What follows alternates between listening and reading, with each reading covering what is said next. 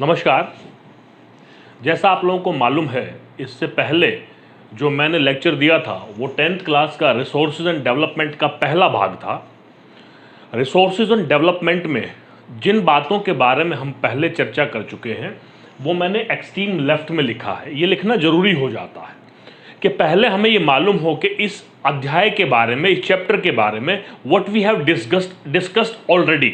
C the definition of resources we have discussed, what we mean by resources, we have discussed the classification of resources, what are the types of resources we have discussed, what kind of problems we are facing, whereas the concern of the utilization of the resources, availability of the resources, and then how we can conserve the resources. जब conservation of resources की बात आती है उस समय एक नया शब्द सामने आता है। हालांकि इसका इतिहास बहुत ज़्यादा नया भी नहीं है, पुराना भी नहीं है। सस्टेनेबल डेवलपमेंट, सस्टेनेबल डेवलपमेंट के बारे में भी हमने विस्तार से बात की थी कि सस्टेनेबल डेवलपमेंट का मतलब होता है development should take place but environment should not get disturb and we should take care of the future generation while utilizing the resources. These things we have discussed in detail. I am giving you the link above.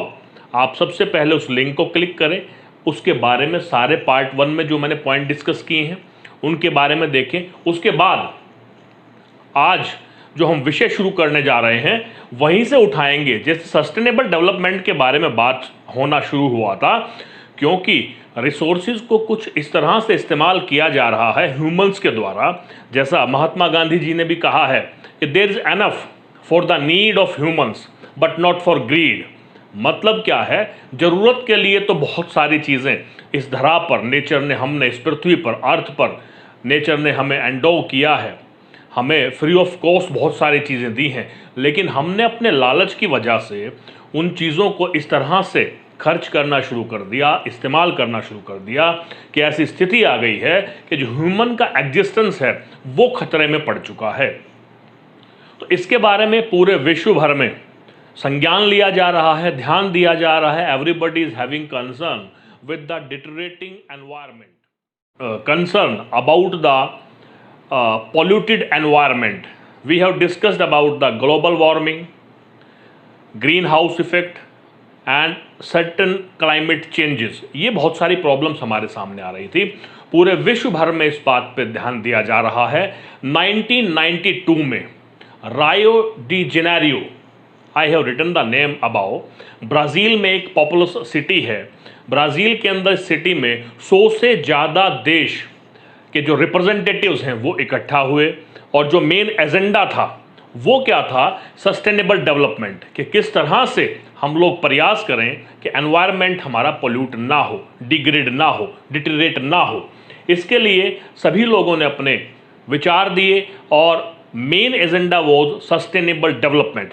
इसके अलावा भी ये जो 100 से ज़्यादा देश थे, इन्होंने एक एग्रीमेंट किया कि हम लोग आपस में म्यूचुअल कंसर्न के साथ, म्यूचुअल कॉपरेशन के साथ, जो पॉवर्टी की जो प्रॉब्लम हमारे देशों में है, जो डिजीज़ फैल रही हैं, उनमें भी एक दूसरे की हेल्प करेंगे।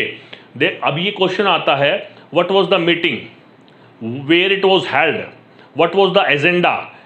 तो एक नोट इस पे आएगा तो उन सब चीज़ों को लिखना है। फॉर एग्जाम्पल, ए मीटिंग और earth summit conference was held at Rio de Janeiro in 1992, which was conducted by United Nations of Environment and Development, UNCD, United Nations Conference of Environment and Development, in which more than 100 countries participated. Venue was Rio de Janeiro, Brazil. The main agenda was sustainable development. Accept sustainable development.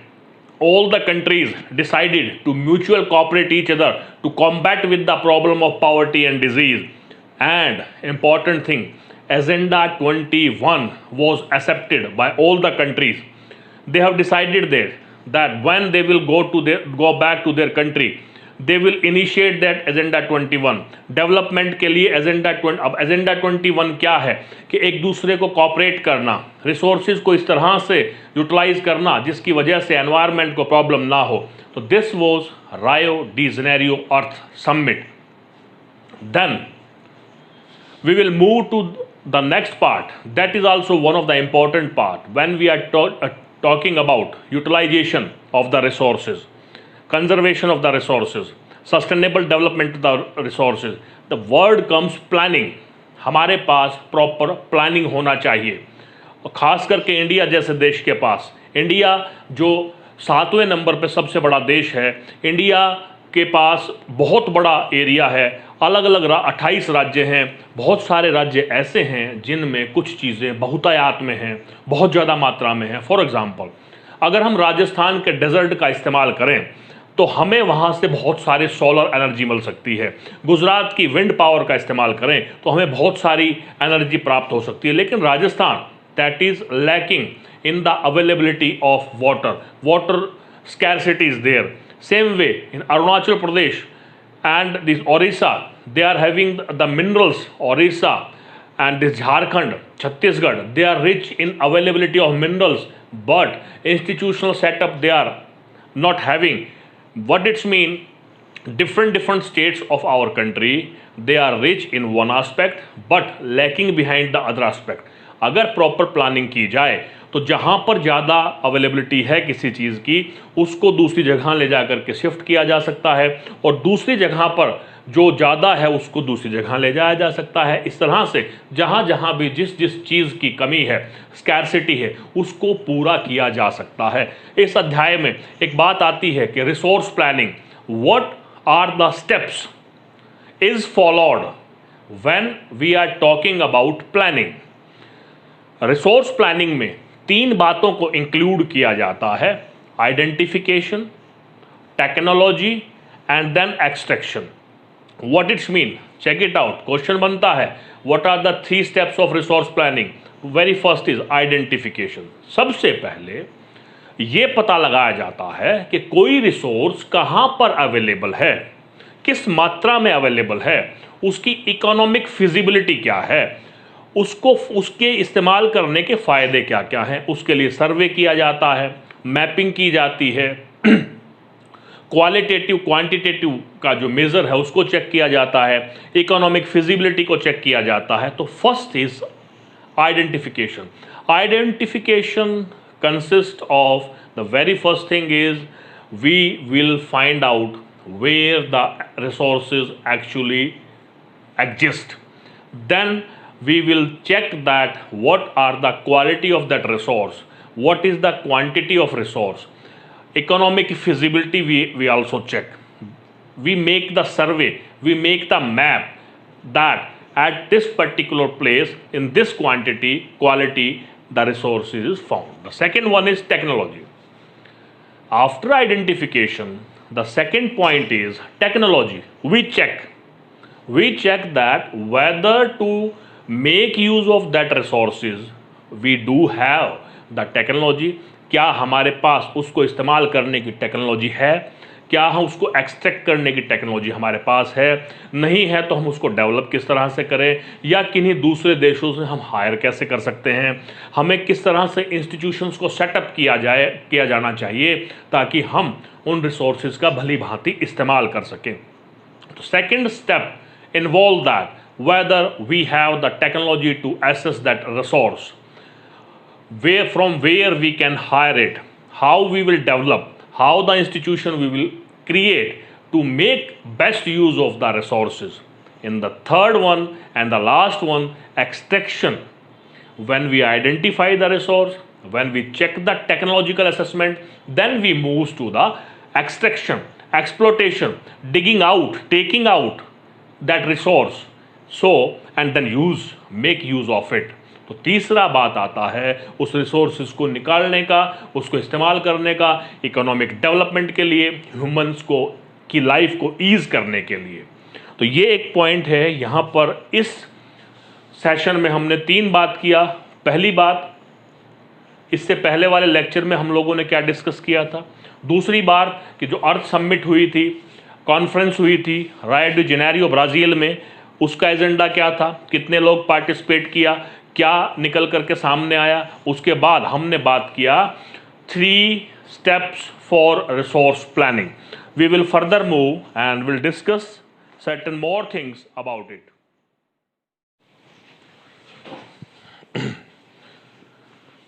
Okay, we have discussed about land as a resource. उसको discuss करने के बाद एक और important question आता है कि what we mean by land degradation. Land degradation होती क्या है? देखिए, इसमें हम 3 बातें करेंगे। एक तो मीनिंग क्या है लैंड डिग्रेडेशन का, दूसरी बात है कि ऐसे कौन से कारण हैं जिनकी वजह से लैंड जो है डिग्रेडेड होती है, और तीसरा है how we can conserve it, इसको कैसे बचाया जाए, हमारे कौन से प्रयास हों जिससे लैंड को डिग्रेड होने से बचाया जाए। तो सबसे पहले आता है मीनिंग ऑफ लैंड डिग्रेडेशन। देखिए, उस लैंड को हम डिग्रेडेड लैंड बोलेंगे जो एग्रीकल्चर के लिए सूटेबल ना रहे, क्योंकि और दूसरी चीज़ों के इस्तेमाल में हम लैंड का इस्तेमाल कर सकते हैं। बिल्डिंग बनानी हो, इंस्टीट्यूशन बनाना हो, हम उसका इस्तेमाल कर सकते हैं। लेकिन अगर वो लैंड एग्रीकल्चर के लायक ना रहे, खेती के लायक ना रहे, तो उसको हम लोग लैंड डिग्रेडेशन कहते हैं। Land degradation can be defined as when the land do not remain suitable for the purpose of agriculture. तो meaning of land degradation is जब लैंड एग्रीकल्चर के लिए सूटेबल ना रहे, फॉर वन और another reason land do not remain suitable for agriculture, that is the meaning of land degradation. Then the second point, causes. ऐसे कौन से कारण हैं जिनकी वजह से जो लैंड है वो एग्रीकल्चर के लायक नहीं रहती है। मतलब पहले उससे खेती ली जाती थी, लेकिन धीरे धीरे ऐसे बहुत से कार्य किए गए ह्यूमंस के द्वारा कि वो जो लैंड है वो डिग्रेडेड हो गई, और उससे हम जो क्रॉप जो है या एग्रीकल्चर जो है उसको प्रोसेसाइज नहीं कर सकते। Very first is deforestation. यहां पर हमें हर एक बात का मतलब समझना पड़ेगा। डिफॉरेस्टेशन होता है जब फॉरेस्ट का रूथलेसली ट्रीज की कटाई की जाती है, बहुत बड़े पैमाने पर जब ट्रीज को काटा जाता है तो उसको डिफॉरेस्टेशन कहते हैं। इसके पीछे भी बहुत सारे कारण हैं कि ह्यूमन नीड्स को पूरा करने के लिए, जिसमें फर्नीचर है, फ्यूल है, फॉरेस्ट के और बायो प्रोडक्ट हैं, मेडिसिन है, उनके लिए जब ट्रीज को रूथलेसली निर्दयता से काटा जाता है तो उस प्रोसेस को डिफॉरेस्टेशन कहते हैं। तो deforestation is what is the meaning of deforestation? Cutting of trees at very large scale. As we are aware, trees gives us oxygen. Trees are very much important for the human life, for the human existence. But for the fulfilling the need of the humans, the trees are cutting at very large scale. उससे land degrade कैसे हो रही है? देखिए, tree cut जाएंगे। Tree का एक natural process होता है कि जो उसकी रूट्स होती हैं वो सोयल को बांध करके रखती हैं। अगर ट्रीज कट जाएंगे तो सोयल जो है इरोजन होने लगेगी, soil erosion will take place. This is one of the reason of land degradation, deforestation at very large scale. Overgrazing, जो हमारा पशुधन है, जो हमारा लाइव स्टॉक है, पहले हमने लैंड यूटिलाइजेशन में किया था कि परमानेंट पेस्च्योर लैंड है, क्योंकि हमारे देश में पशुधन यानी कि बहुत सारे पशु हैं जिनसे हम बहुत सारी अपनी आवश्यकताओं की पूर्ति करते हैं।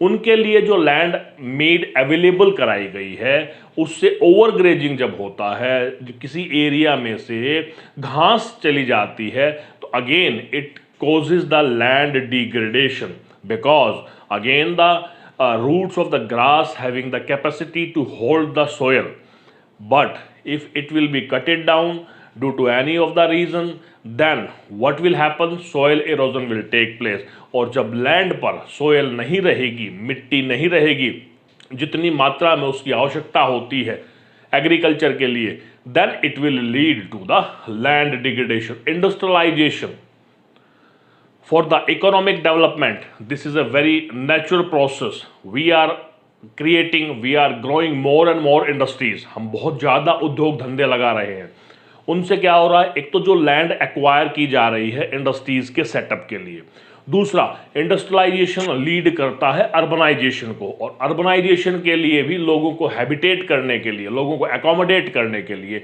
उस लैंड का बहुत तरीके से इस्तेमाल किया जाता है, जैसे उनके रहने के लिए, उनके एजुकेशनल इंस्टीट्यूशंस को खोलने के लिए। दूसरा, जो इंडस्ट्रीज़ हैं उनका जो वेस्ट होता है, जिसमें केमिकल मिला होता है, जिसकी वजह से जो लैंड है अगर उस पर सीधा फेंक दिया जाए लैंड के ऊपर, तो जो उसमें सोयल है उसमें वो वेस्ट मिक्सअप हो जाएगा, जिसकी वजह से उस वेस्ट में केमिकल होने की वजह से जो लैंड की सोयल है वो डिग्रेड हो जाएगी और एग्रीकल्चर के लिए सूटेबल नहीं रहेगी।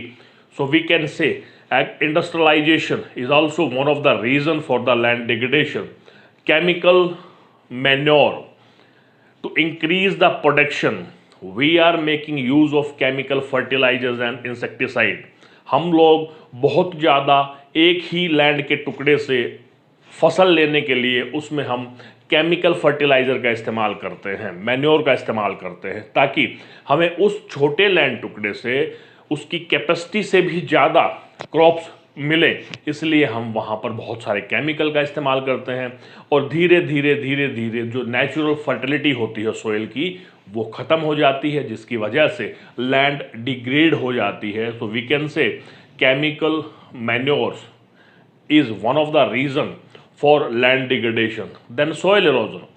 As we have discussed earlier, soil erosion, although we will discuss in detail what we mean by soil erosion, but here soil erosion is also one of the reason for land degradation. क्योंकि land पर अगर पर्याप्त मात्रा में soil नहीं रहेगी, मिट्टी नहीं रहेगी, तो फसल कहाँ से उगेगी। इसलिए हम कह सकते हैं कि soil erosion is also one of the reason for the land degradation. Population, किसी भी देश की जनता ओवर पॉपुलेटेड कब कहलाती है, जब उसके जो रिसोर्सेज अवेलेबल हैं उनसे उस पॉपुलेशन की जो नीड एंड रिक्वायरमेंट है, जो उसकी नेसेसिटी है, उसको पूरा हम कर पाने में नाकामयाब रहें, तो वो ओवर पॉपुलेशन कहलाती है। तो पॉपुलेशन बढ़ रही है धीरे धीरे हमारे देश की, पूरे विश्व की, जिसकी वजह से हमें ज़्यादा से ज़्यादा रिसोर्सेज की आवश्यकता है, ज़्यादा से ज़्यादा इंस्टीट्यूशंस डेवलप करने पड़ रहे हैं, ज़्यादा से ज़्यादा केमिकल फर्टिलाइज़र का इस्तेमाल करना पड़ रहा है, क्योंकि हमें ज़्यादा क्रॉप्स चाहिए टू फीड द पॉपुलेशन। तो इसलिए population is the root cause for any of the problem, so we should take care of it. देखिए, ये मैंने लैंड डिग्रेडेशन के कॉजेज़ बताए, इनके अलावा भी बहुत सारे कॉजेज़ हैं, लेकिन क्वेश्चन के हिसाब से 4, 5, 6 पॉइंट आप लोग डाल सकते हैं, और यहीं से इसका जवाब भी हमारे सामने आता है कि how we can conserve it. इसी में ही प्रॉब्लम के साथ ही कंजर्वेशन किस तरह से की जाए लैंड की, वो भी छुपा हुआ है। देखिए, डिफॉरेस्टेशन का जो सिनोनिम्स होता है, समानांतरी अर्थ होता है, दैट इज एफॉरेस्टेशन। मतलब हमें ज़्यादा से ज़्यादा पेड़ लगाने चाहिए, ज़्यादा से ज़्यादा पेड़ लगाएंगे तो सोइल इरोजन नहीं होगा और लैंड डिग्रेड नहीं होगी। ओवरग्रेजिंग, हमें कुछ ऐसा प्रयास करना चाहिए कि परमानेंट पेस्चोर लैंड को बढ़ाया जाए, या फिर उसी लैंड पर और ज़्यादा घास उगाई जाए, ताकि हमारे जो लाइव स्टॉक है उनकी आवश्यकता भी पूरी होती रहे और जो लैंड है वो बैरन ना हो। इसलिए we should try to stop overgrazing, we should try to convert more land for the purpose of grazing. Industrialization took place but not at the cost of environment. Before throwing the waste onto the land straightforward, we should treat it. We should make certain rule and regulation very strict. If any of the industrialist will throw the industrial waste straightforward on the land, then the strict action will be taken against him. He will be penalized. So industrialization should take place but not at the cost of environment. Chemical manure, we should try to find out the alternate of chemical manures. We should try to use the natural manure which is also very suitable for the agriculture purpose. और जितना natural manure हम इस्तेमाल करेंगे उससे land हमारी degrade होने से बचेगी।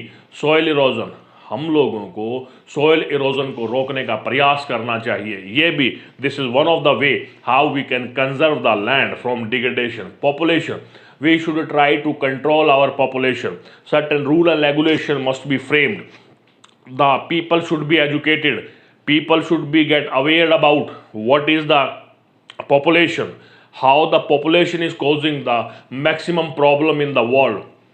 So these are the entire thing about land degradation, meaning of it, causes of it, and how we can conserve it. So write down the question also, that what is the meaning of land degradation, what are the causes of it, and how we can save it. इसके बाद हम लोग discuss करेंगे soil के बारे में, क्योंकि जो लैंड है, लैंड एज अ रिसोर्स, उसमें soil plays a very significant role. In the absence of soil, we cannot think about agriculture. So now we are going to discuss about soil. Soil होती क्या है, देखिए इसमें हम कितनी तरह की बात करेंगे. सबसे पहले हम डिफाइन करने का प्रयास करेंगे what we mean by soil. Soil होती क्या है, देखिए सोयल जो है, जो लैंड है, लैंड के ऊपर जो लूज एंड फ्रेगमेंटेड लेयर है सबसे पहली, दैट इज कॉल्ड सोयल. तो soil is the first layer of the land which is loose and fragmented, that is soil. फिर से, soil is a upper layer of the land that is loose and fragmented, that is utilized for the purpose of agriculture. Soil plays a very significant role, and it is, if we can say that in the absence of soil, we cannot imagine the existence of human life. So you can imagine with this importance of these words that how important soil is. The second one is formation. कि soil बनती किस तरह से है. Formation होता है physical weathering से. जैसा आप लोगों को मालूम है, रॉक्स हैं हमारे यहाँ, बड़ी बड़ी चट्टानें हैं, माउंटेन हैं. वहाँ पर दिन के समय में जब हीट होती है, गर्मी होती है, तो जो रॉक है वो एक्सपैंड होती है. जब शाम हो जाती है, रात हो जाती है, सर्दी का समय होता है, तो वो सिकुड़ जाती है. तो ये कॉन्टिन्यूस जो प्रोसेस होता है फैलने का और सिकुड़ने का, फैलने का और सिकुड़ने का, और उसकी वजह से रॉक्स के अंदर क्रैक्स आ जाती हैं, दरारें आ जाती हैं. और उन दरारों में जब नेचुरल वेजिटेशन ग्रो करता है या पानी फ्लो करता है, उसकी वजह से वो जो उसके किनारे हैं वो कटना शुरू हो जाते हैं और वो नीचे की तरफ मूव होना शुरू हो जाता है due to the gravitational force. और वो धीरे धीरे जब कई किलोमीटर का सफ़र तय करते हैं, तो बड़ी चट्टानों से छोटे पत्थर, पैबल्स, और उसके बाद छोटे छोटे कण मिट्टी के जो होते हैं वो फॉर्म हो जाते हैं. इस तरह से जो फॉर्मेशन ऑफ सोयल है, that is a very long process.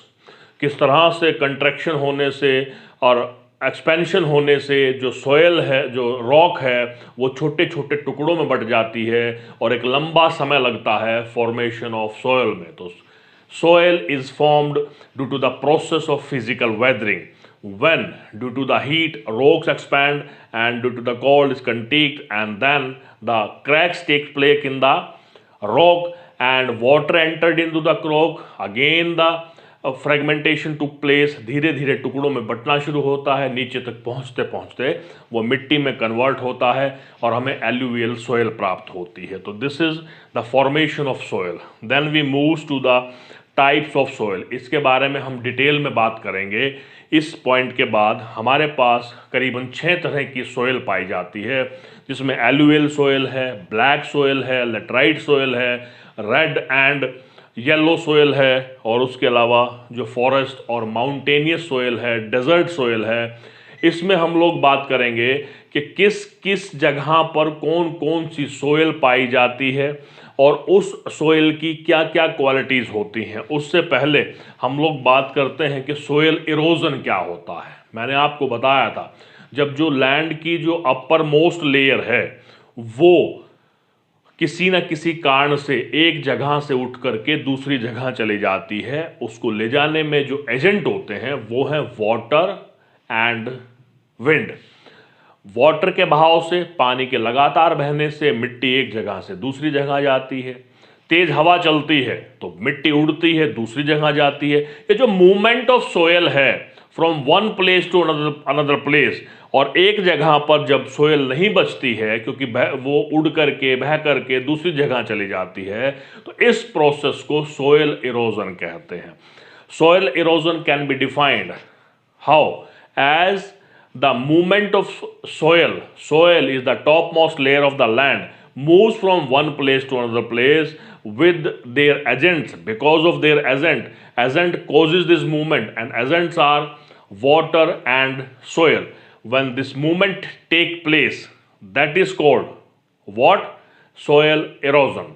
तो soil erosion हमने किया, उसके बाद how we can conserve it, इसके बारे में हमने विस्तार से चर्चा की थी। आप थोड़ा सा पीछे जाएंगे, एफोरेस्टेशन से हम लोग इसको कंजर्व कर सकते हैं, ओवरग्रेजिंग को स्टॉप करके हम इनको सेव कर सकते हैं। उसके अलावा ये जो पॉइंट हैं स्ट्रिप, शेल्टर, कंटोर और टीरेस, इसके बारे में थोड़ा सा हम डिटेल में बात करेंगे। देखिए, जो स्ट्रिप फार्मिंग है वो क्या होती है कि जो खेत होता है, फार्म होता है, फील्ड होता है, वहां पर हॉरिजॉन्टल बहुत सारी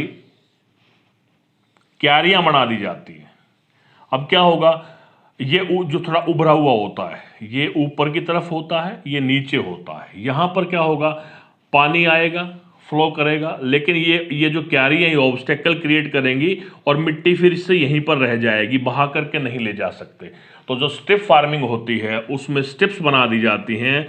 और इसमें एक और बात होती है कि मल्टीपल क्रॉपिंग भी की जाती है। समटाइम व्हाट हैपन्स कि इस क्यारी में कुछ और बोया गया है, इस क्यारी में कुछ और बोया गया है। क्या मतलब हुआ कि पानी के फ्लो को रोकने के लिए इन स्ट्रिप्स को बनाया जाता है ताकि जो सोयल है वो उड़ करके दूसरी जगह ना जा सके। इसके अलावा शेल्टर बेल्ट्स लगाई जाती हैं। शेल्टर बेल्ट क्या होता है, जो यहाँ पर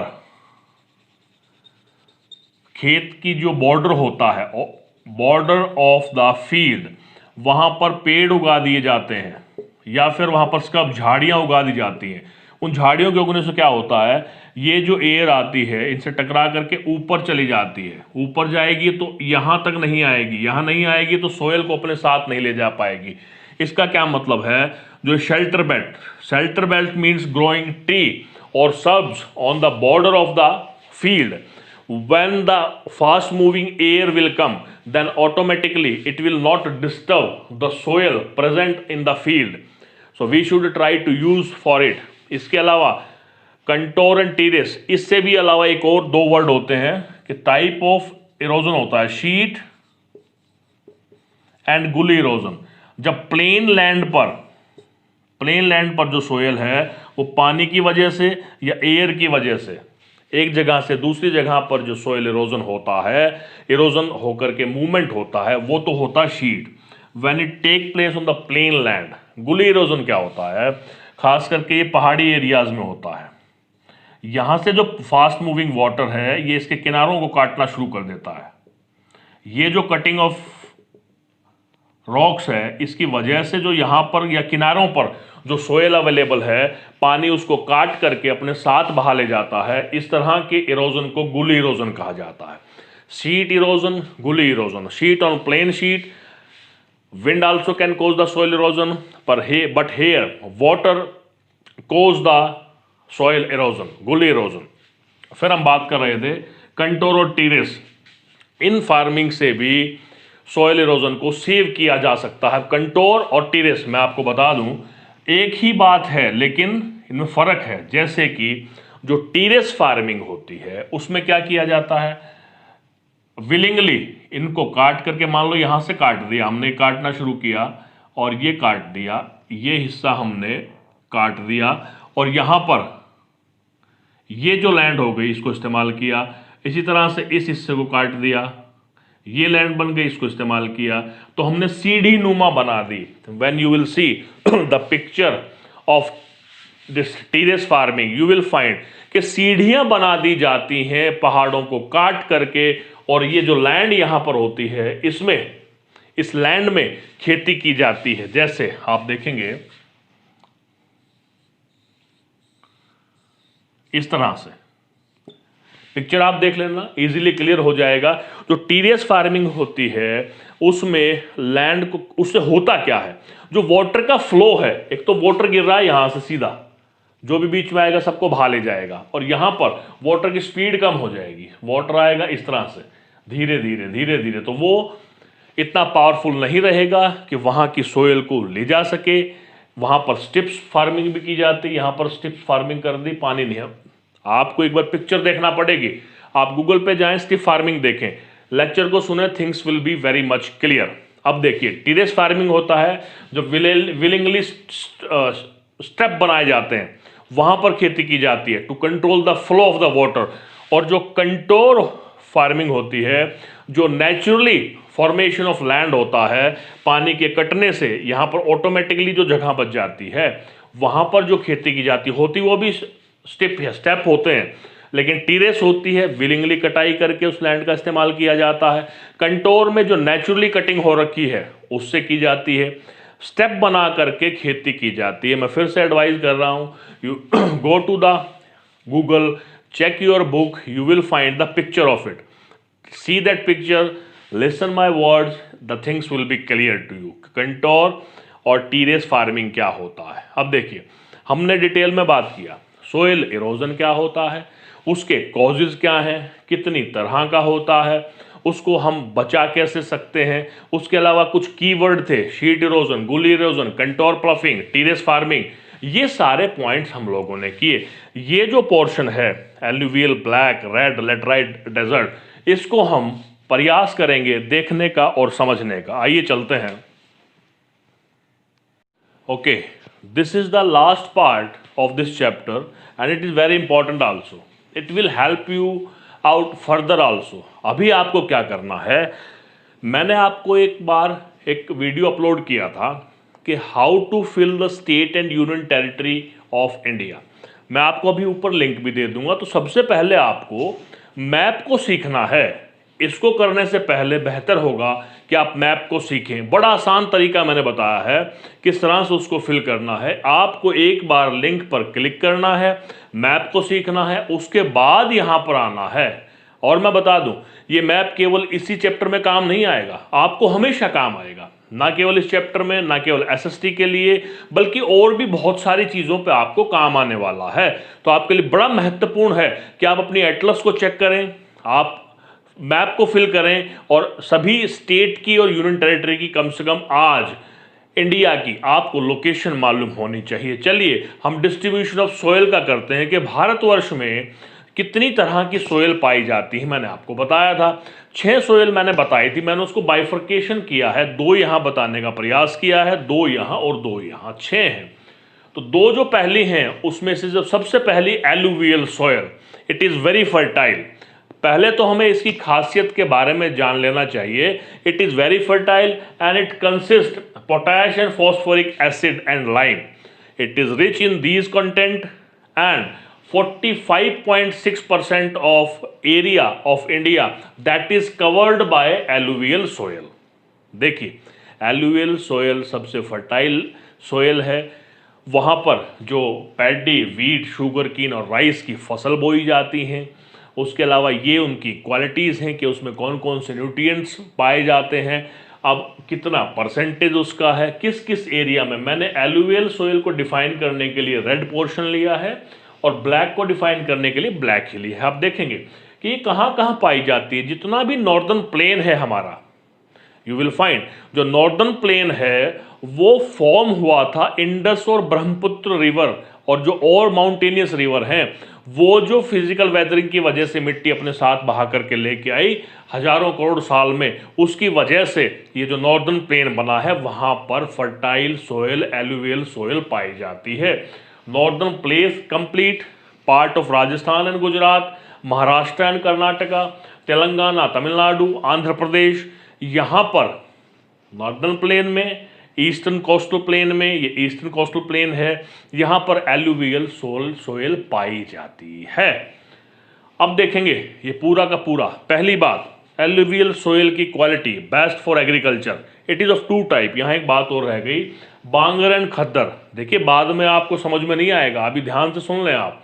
बांगर और खद्दर, बांगर होता है ओल्डर एलुवियल, मतलब कई वर्ष पहले जो नदियाँ, जो रिवर्स अपने साथ मिट्टी को बहा करके लेके आई थी। जब रिवर की विड्थ ज़्यादा होती है तो जो एलुवियल सोयल जो जो रिवर अपने साथ लेकर के आती है वो दूर तक फैल जाती है, दूर तक रहती है, ओल्डर एलुवियल होती है, कई साल पुरानी होती है। लेकिन जो बिल्कुल नहीं होती है, जो अभी रिसेंट ईयर्स में जो रिवर्स अपने साथ बहा करके लेकर के आई हैं, जो रिसेंट ताज़ा हैं, उनको खद्दर कहा जाता है। Newer alluvial khaddar alluvial, older alluvial Bangar alluvial. It's not a big deal. तो टाइप्स ऑफ एलुवियल सोयल, कितने परसेंट एरिया में पाया जाता है, उसकी क्वालिटी क्या है, वो कौन कौन सी क्रॉप ग्रो होती हैं, किस किस एरिया में पाया जाता है, ये 5-6 चीज़ें करनी है। It is very easy, just have a look. Alluvial soil is very suitable for agriculture. It is rich in these potash, phosphoric acid and lime. It is covered 45.6% area of our India. It is found in these areas, so it is very easy. Black soil, black soil जो होती है, काले जो मिट्टी होती है, वो खास करके गुजरात, महाराष्ट्र और मध्य प्रदेश के पास पाई जाती है। You will C I have mentioned the area. उसकी जो सबसे बड़ी क्वालिटी है ब्लैक सोइल की कि वो मॉइस्चर को लंबे समय तक होल्ड करके रख सकती है। तो ब्लैक सोइल में जब पहली बारिश होती है, उसको टिल्ट करने के बाद वो बेस्ट सूटेबल सोइल है फॉर ग्रोइंग ऑफ कॉटन। इसीलिए जितनी भी कॉटन की मील हैं वो उन्हीं एरियाज में सबसे ज़्यादा पाई जाती हैं, क्योंकि रॉ मटेरियल इजीली अवेलेबल होता है। तो black soil cover the 16%, they are containing calcium, magnesium and carbonate and rich in humus. What it mean? They can store, they can hold the moisture for a long time. That's why they are very beneficial for growing of cotton area. I have told you. So this is about black soil. Move to the next one, red yellow soil. That is in color red because iron content is found in that one. It covers the 18% of it. You will see छोटा नागपुर जो प्लेटू है, physical feature में मैं आपको सारी चीज़ें बताऊंगा कि प्लेटू कहाँ पर है, माउंटेन कहाँ पर है, कोस्टल आइलैंड, एवरीथिंग।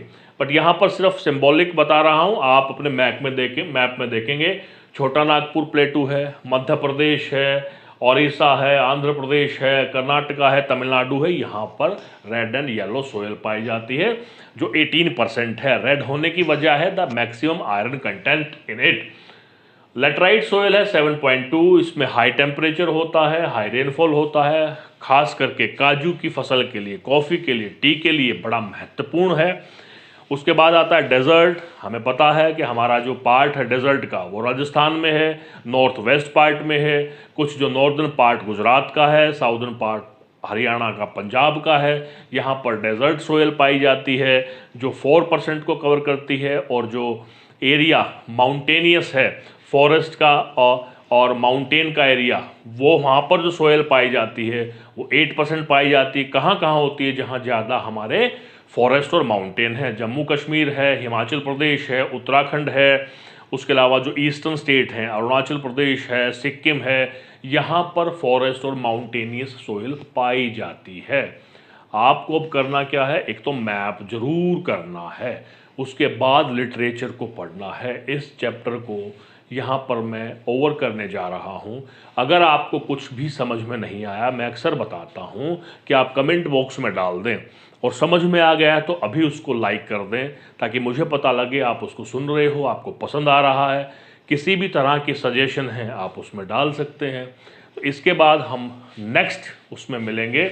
हमने आज रिसोर्सेज एंड डेवलपमेंट का चैप्टर ओवर कर लिया है। एक बार समरी इसकी कर लेते हैं, हमने क्या क्या इसमें डिस्कस किया है। देखिए, हमने डिस्कस किया है सबसे पहले रिसोर्सेज क्या होता है, उसके टाइप्स एंड क्लासिफिकेशन हमने किए, किस किस बेसिस पे होता है। फिर हमने सस्टेनेबल डेवलपमेंट के बारे में बात किया।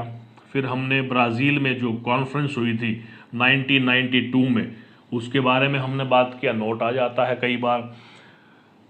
फिर हमने लैंड एज रिसोर्सेज के बारे में बात किया कि जो लैंड है वो रिसोर्सेज कितनी तरह का होता है, कैसे होता है, लैंड डिग्रेडेशन कैसे होता है, उसको कंजर्व कैसे कर सकते हैं। उसके अलावा हमने सोयल के बारे में डिटेल बात करी है कि सोयल इरोजन क्या होता है, सोयल क्या होती है, कहाँ कहाँ वो पाई जाती है। तो इस तरह से ये सारा का सारा चैप्टर हमने यहाँ पर ओवर कर दिया है। उसके बाद हम नेक्स्ट चैप्टर में मिलेंगे। तब तक के लिए नमस्कार, जय हिंद, जय भारत।